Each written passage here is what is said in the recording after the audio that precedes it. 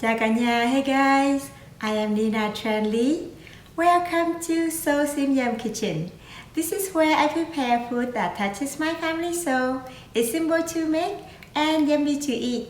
So if you have the same interest, please go ahead and hit that subscribe button. Today I'm going to share with you the old school method of making phở, also known as Vietnamese Beef Noodle Soup.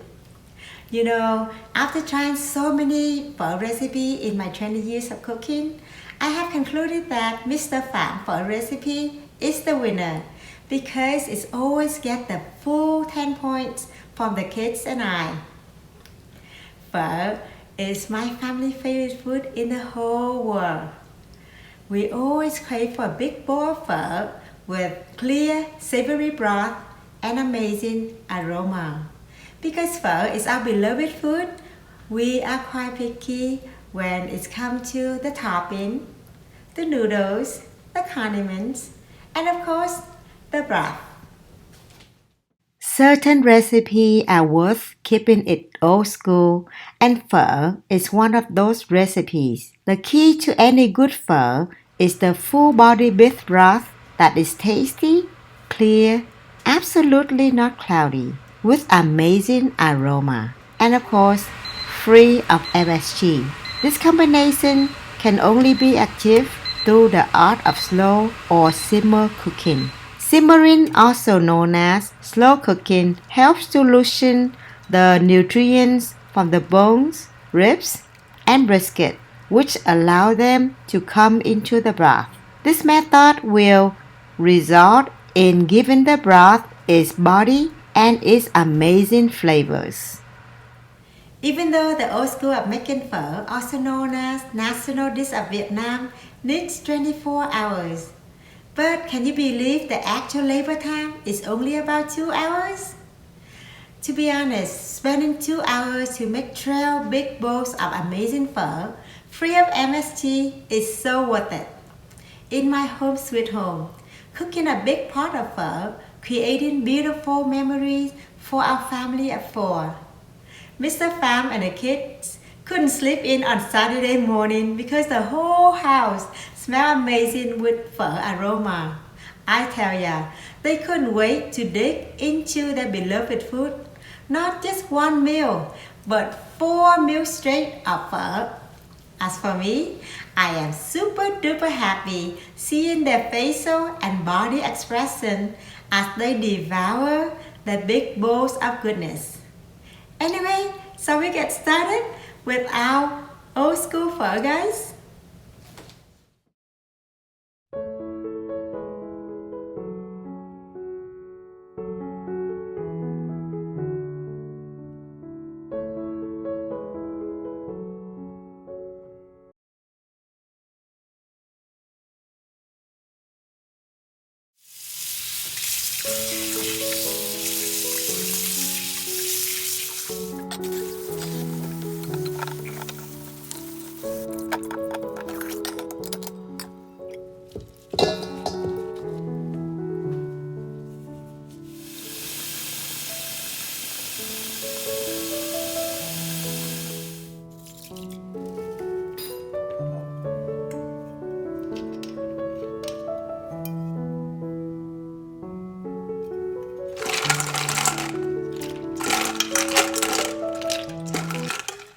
We need to soak these bones in ice water for at least 8 hours for them to loosen the soft matters inside the bones, which will ease the cooking process of the broth. In this way, the broth will be enriched with wonderful flavors. Just leave this bowl on the kitchen countertop away from direct sun. This first task takes 10 minutes of my labor, but the result is so rewarding. After following this step, my phở finally gets the full 10 points instead of the previous 7 points for my family.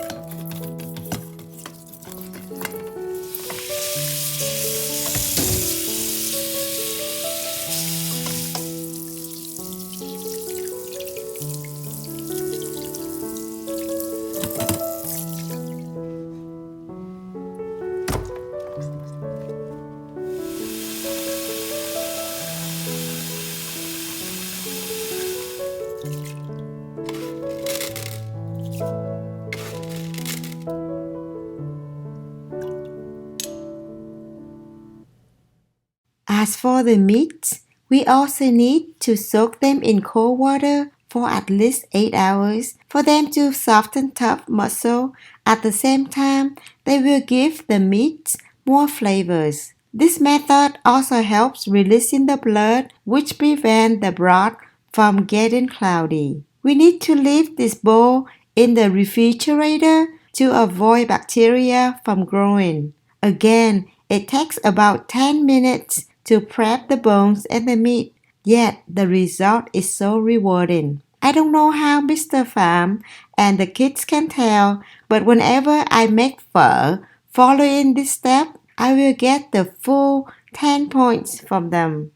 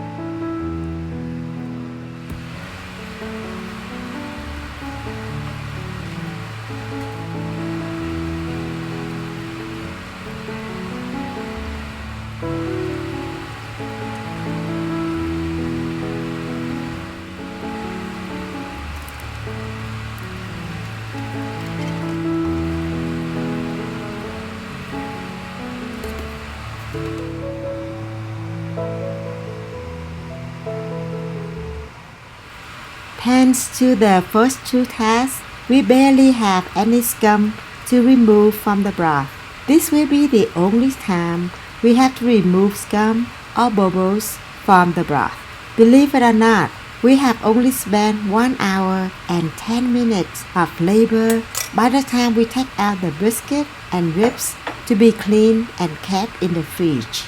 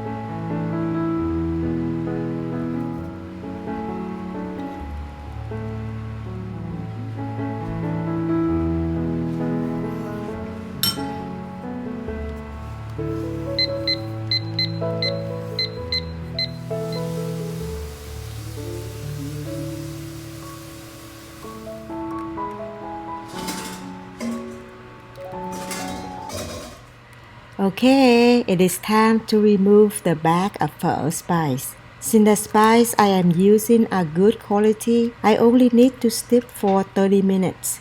My pho broth has already infused with wonderful pho aroma and beautiful color of clear blonde amber. Please do not leave the bag of pho spice in the broth for more than 45 minutes to avoid the broth from getting super dark amber along with bitter taste. My family prefers our pho broth to have this clear light amber. Therefore, I chose to use the clear yellow rock sugar instead of the clear white rock sugar.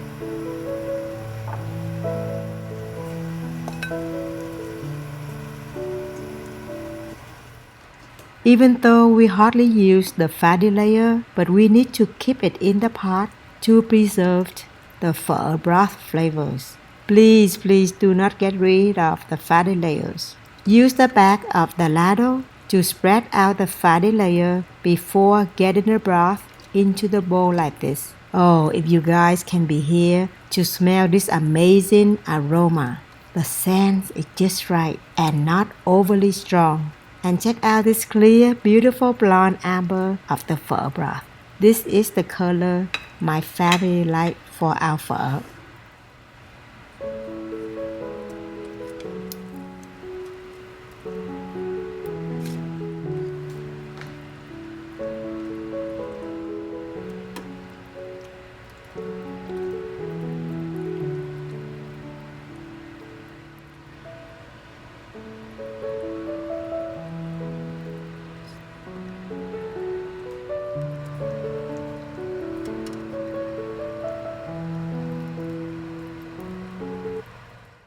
Okay, here we go. This bowl has 3 dipping sauce. This is hoisin sauce. This is another brand for sriracha sauce. And this here is my vegetarian chili oil sauce, which we use for meatballs. You can click on the YouTube card or the link in the description box to my vegetarian chili oil sauce recipe. As the pho joint, Mr. Pham always orders pho with a small bowl of scallion in fatty broth. He only eats the scallion and never the fatty broth. In addition, Mr. Pham also likes to dip toasted French bread into the tasty broth. My family never ever add this dipping sauce into the pho broth. This is a no-no, unless the pho was really bad with no taste whatsoever. This is our way to show respect to the chef as he or she has put a lot of TLC into this little bowl of goodness. The first thing my family normally do is to taste the pho broth in its pure form. Oh my goodness, that is so good.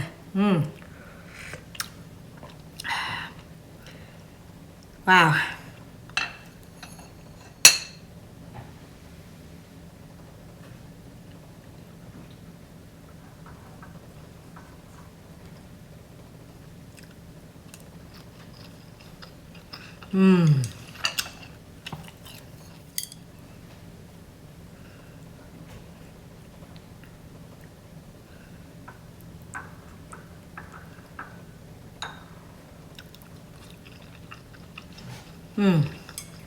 Yummy. My family has a fun game when eating pho by giving them points. 10 points is the highest and 7 points is above average. Yesterday, something came up in the middle of my filming, so I had to wait until today to film this take. My family of 4 already finished 2 meals straight of pho yesterday. This meant we have already reheated the pho broth a few times. Today, the color of the broth is a darker amber, but nevertheless, it is still super clear and the flavor is more rich than yesterday. My family loves 4 of the bone ribs. They are so good. Mr. Pham and I like spicy food, so we dip our meats into the spicy dipping sauce. The kids say the meats are so tasty that they enjoy their meats without dipping. Anyway, I bought 2 kinds of ribs from Walmart. I normally use the chuck riblets in my pho because of their smaller size. This time, I also tried the back ribs, but they didn't do too well because the back ribs at Walmart was being cut too thin. Anyway, I know you will have a blast making this one of the kind beef noodle soup for your family. Good luck, everyone!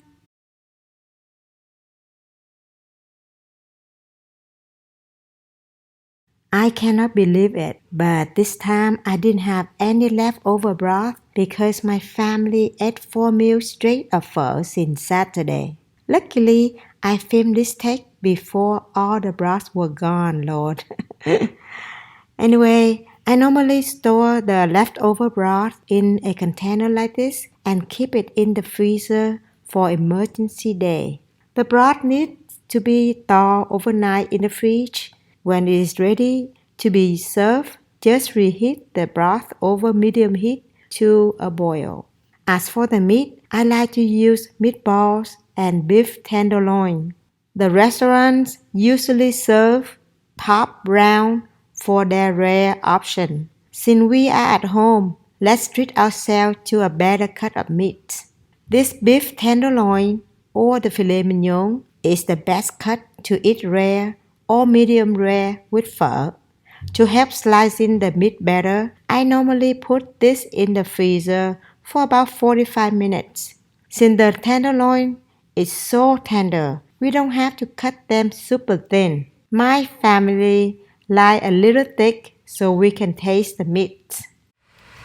My family like our meat to be medium rare, so this is how I normally do.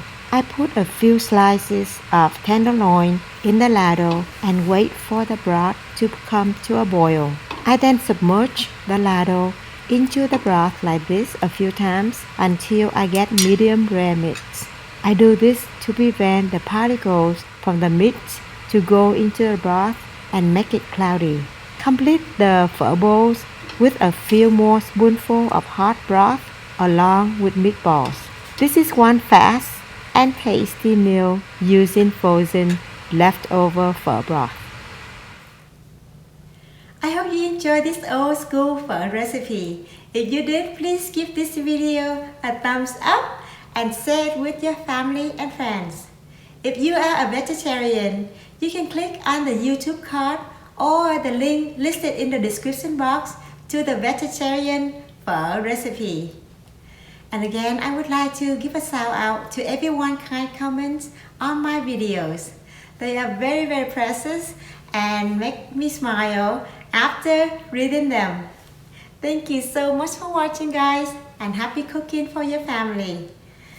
See you guys next time. Chào cả nhà nha.